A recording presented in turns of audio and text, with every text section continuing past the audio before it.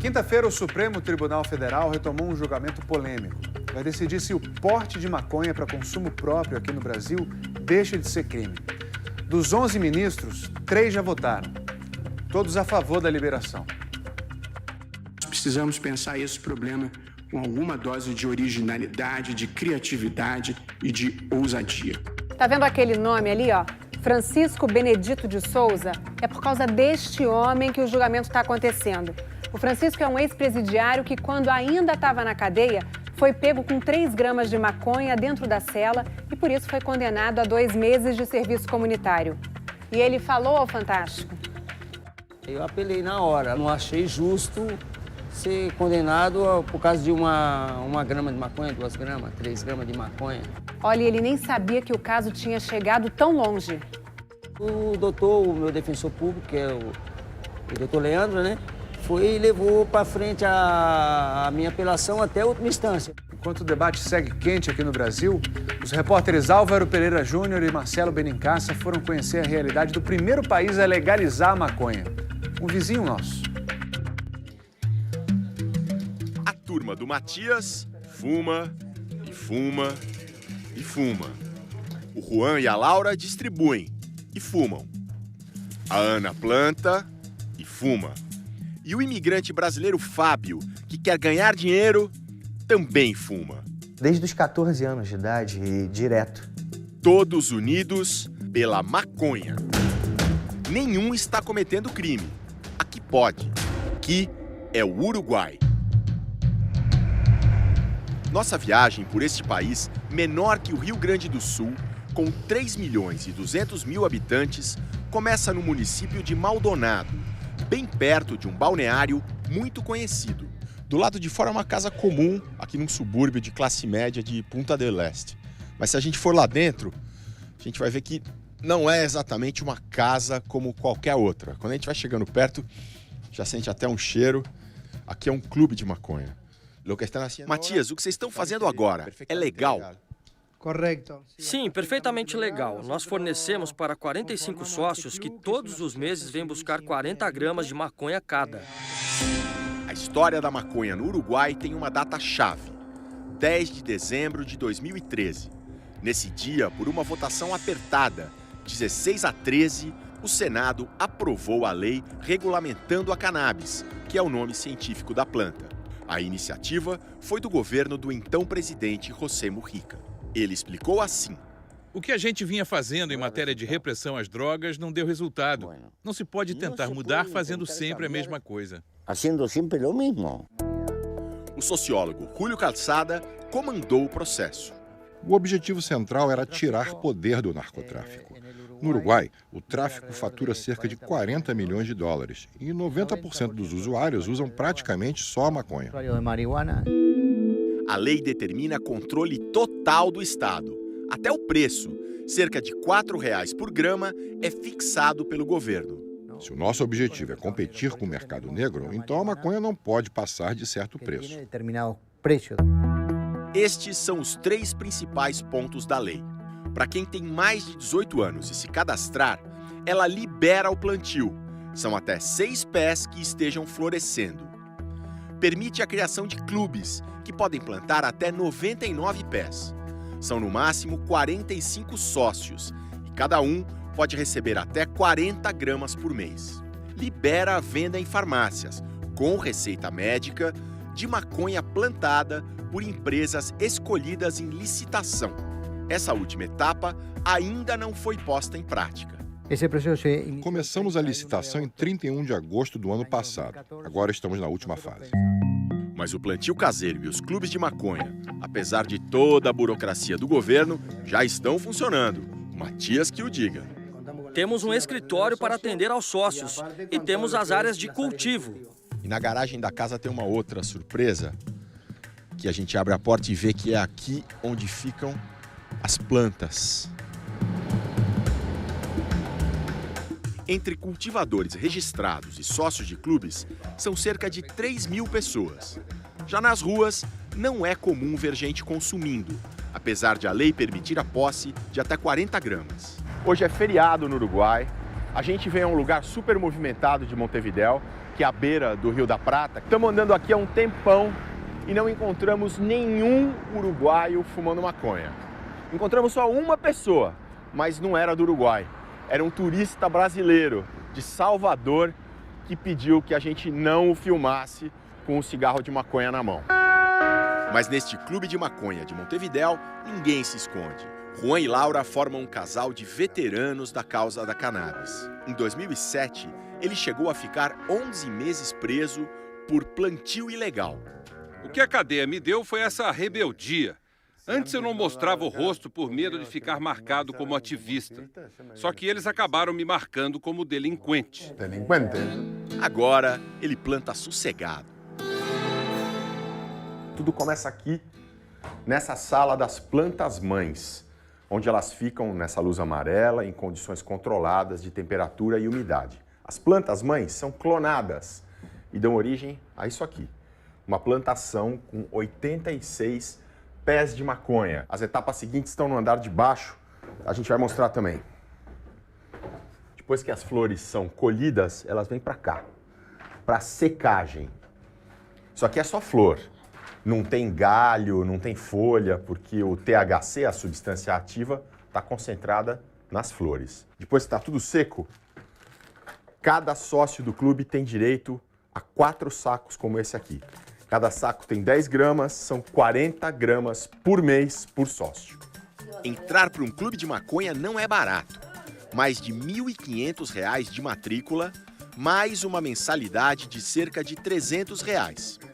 Parece muito, mas é metade ou menos do que se pagaria no mercado negro por um produto dessa qualidade. Para quem não tem esse dinheiro, a alternativa legal é plantar em casa. Como a Ana, chefe de cozinha, que mora perto de Montevidéu e se apresenta nas redes sociais como Doutora Weed, a doutora da erva. Enquanto fuma o famoso porro, a gíria local para o cigarro de maconha, a Ana, casada e com 2 filhos, de 3 e 5 anos, mostra orgulhosa uma enorme quantidade de flores já secas, prontas para o uso. Isso é para o meu consumo pessoal e para dividir com os meus amigos. Assim como todos os militantes uruguaios da cannabis, ela despreza a maconha vendida pelo tráfico, prensada, de qualidade incerta, numa mistura que inclui também folhas, galhos e sementes. Quando você planta, você sabe exatamente o que está consumindo. Sabe quando e com o que fertilizou a planta.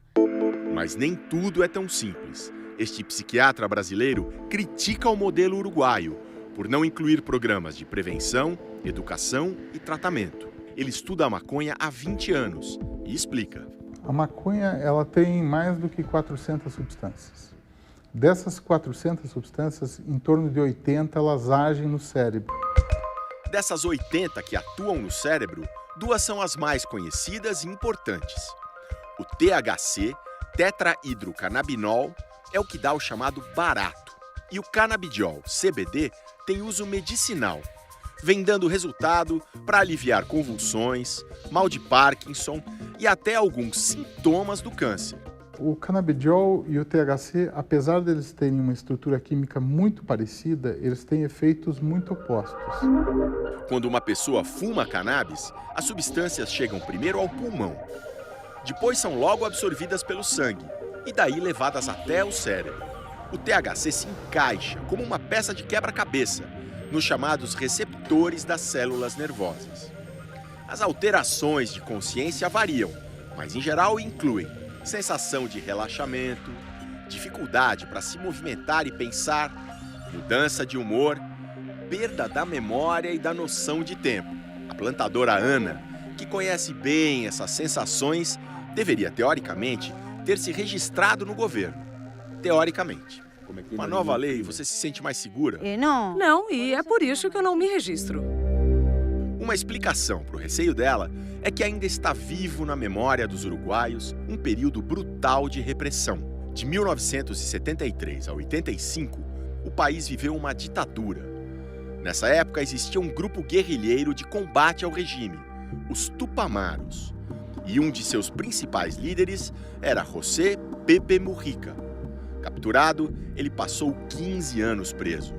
Depois entrou para a política partidária e já no século XXI acabou eleito presidente. O presidente que liberou a maconha. Mujica nunca foi maconheiro. Nos anos 70, durante o movimento hippie, ele comandava uma revolução. Mas sem ele, não teríamos conseguido.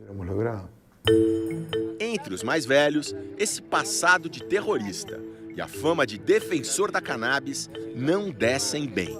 E vocês votaram nele? Votou por Mujica. E sobre a legalização da maconha...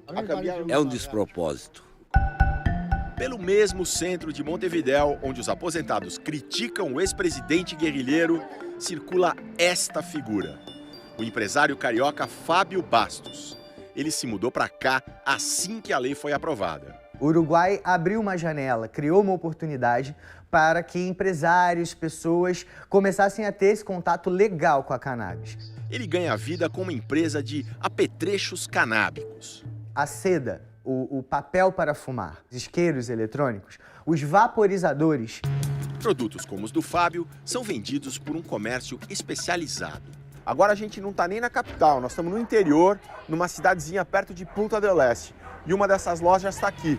E quando a gente entra, a gente encontra de tudo para maconha. Menos uma coisa, maconha. Rubem e Flávia são os donos. Ela mostra um pouco do que está à venda. Papéis de todo tipo, filtros e produtos específicos para plantar cannabis, incluindo um fertilizante de fezes de morcego. Muitos turistas brasileiros visitam a loja. Eles têm a esperança de pelo menos conhecer alguém que saiba onde vende maconha. Mas aqui, sem chance. Nunca. Mas será que toda essa tolerância com a maconha em um país vizinho pode causar problemas no Brasil?